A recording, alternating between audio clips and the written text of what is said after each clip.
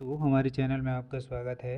आज हम बात करेंगे ऊंचाई व दूरी, साइट लाइन क्या होता है। ऊंचाई व दूरी, साइट लाइन, इसका परिभाषा होते हैं वह रेखा जो हमारी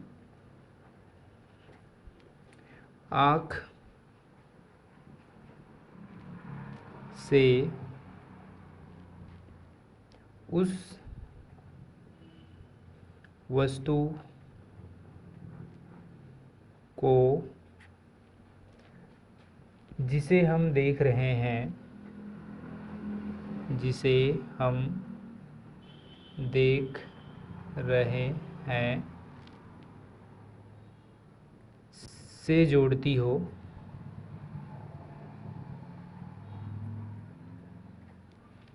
जोड़ती है, दृष्टि रेखा कहलाता है।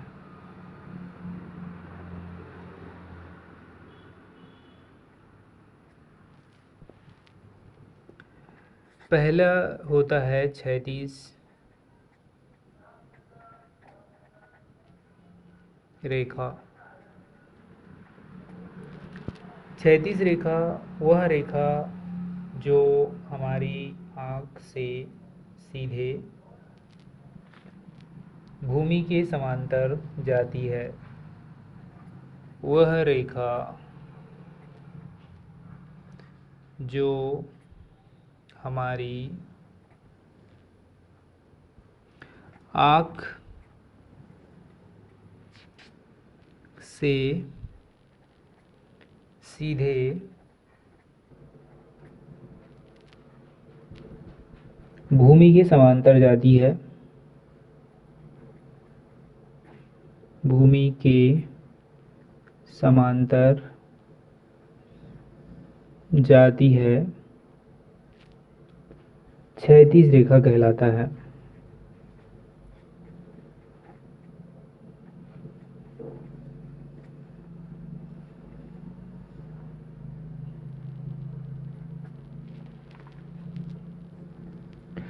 उसी प्रकार उन्नयन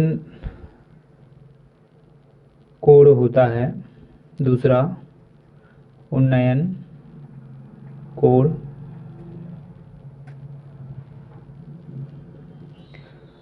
उन्नयन कोण एंगल ऑफ एलिवेशन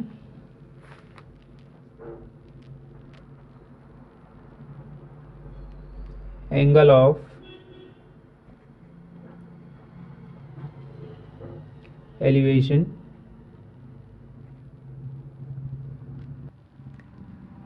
यदि वस्तु आँख की क्षैतिज रेखा, यदि वस्तु आँख की क्षैतिज रेखा से ऊपर हो, अर्थात यदि वस्तु आँख से ऊंचे, यदि वस्तु आँख से ऊंचे स्तर पर हो, तो हमें उस वस्तु को देखने के लिए, हमें उस वस्तु को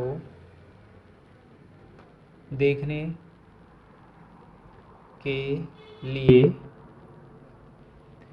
हमें उस वस्तु को देखने के लिए अपने सिर को उठाना पड़ता है। अपने सिर को उठाना पड़ता है।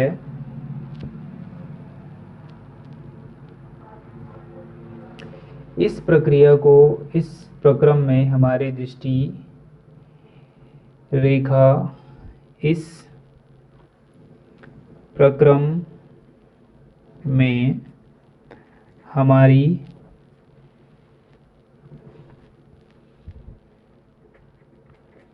दृष्टि रेखा एक कोण में मुड़ जाता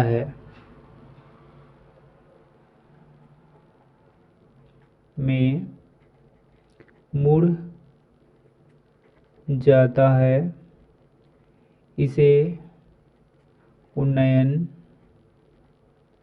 कोण कहते हैं।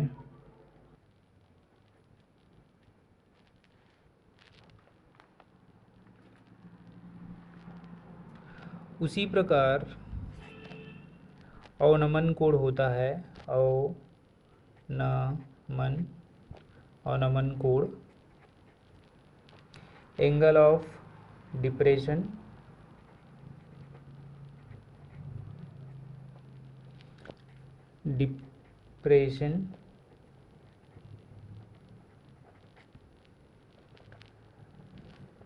यदि वस्तु आँख की क्षैतिज रेखा से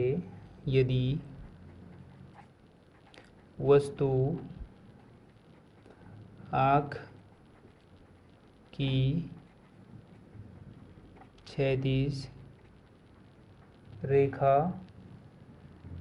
से नीचे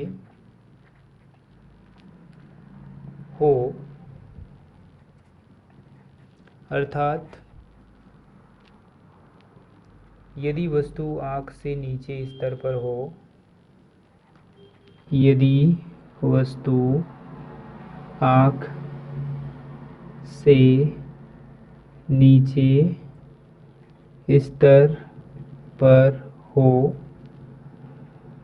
तो हमें वस्तु को देखने के लिए सिर झुकाना पड़ता है। तो हमें वस्तु को देखने के लिए सिर झुकाना पड़ता है।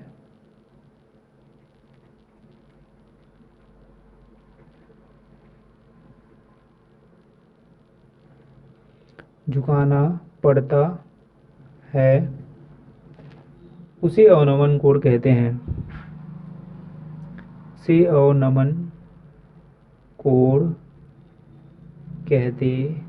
हैं। उदाहरण के तौर पे हम देखते हैं, उदाहरण ले लेते हैं। यदि sine theta plus cos theta बराबर 1 हो तो साइन थीटा कॉस थीटा का मान ज्ञात कीजिए।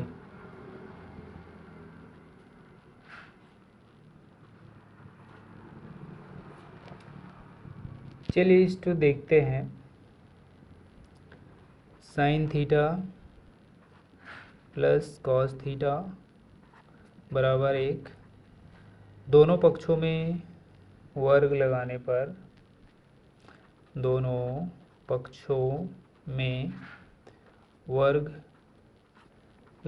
पर तो ये इस तरीके से हो जाएगा, sine theta plus cos theta का होल स्क्वायर बराबर 1 का होल स्क्वायर। अब इसे सॉल्व करते हैं तो ये आ जाएगा sine square theta plus cos square theta plus 2 sine theta cos theta बराबर 1 का वर्ग 1। तो हमको पता है इसका फॉर्मूला होता है साइन थीटा कॉस थीटा बराबर 1 धन 2 sine theta plus cos theta बराबर 1। अब हम 2 साइन थीटा कॉस थीटा को यहीं पे रख के इस एक को इधर पे ट्रांसफ़र करेंगे तो माइनस हो जाएगा, -1। तो ये हो जाएगा 2 साइन थीटा कॉस थीटा बराबर 0। अब इस 2 को इधर डिवाइड कर देते हैं तो ये sine theta plus cos theta बराबर 0 उसका उत्तर आता है। तो इस तरीके से हम आसानी से इस फॉर्मूला को उपयोग करके कोई भी प्रश्न हम बना सकते हैं। तो आज के लिए बस इतना ही।